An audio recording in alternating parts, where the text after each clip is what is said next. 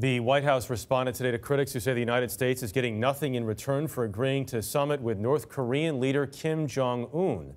Our Chip Reed put this question to Press Secretary Sarah Sanders. Isn't the president giving Kim Jong Un exactly what he wants, which is respect and stature on the international stage? Not at all. I think that the president is getting exactly what he wants.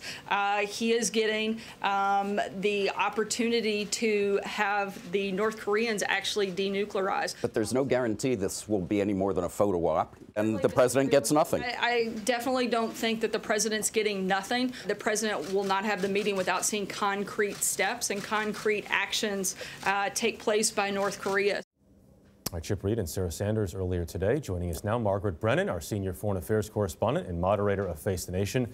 Margaret, so much talk about this. What are your sources telling you about how this agreement came about?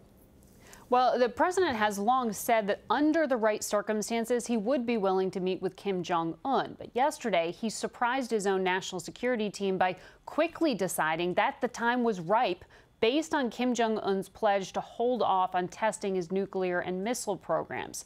Now, the president learned of this invitation for a face-to-face meeting from South Korea's national security advisor, who'd been briefing U.S. officials on his own recent visit with Kim Jong Un. Almost immediately after learning of Kim's invitation, President Trump accepted and decided to make that public.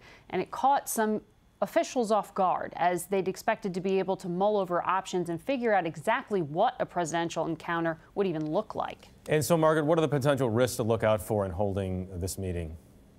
Many. Neither leader has diplomatic experience, and typically these high-profile meetings happen when decisions are ready to be made at the end rather than at the beginning of a negotiation. So lower-level officials can hammer out details and reduce the risk of escalating tension. But the Trump administration says it's using a different model, and they argue that if a meeting happens at all, it's just a first step. So no world leader has been willing to meet with Kim out of concern it may legitimize his rogue regime.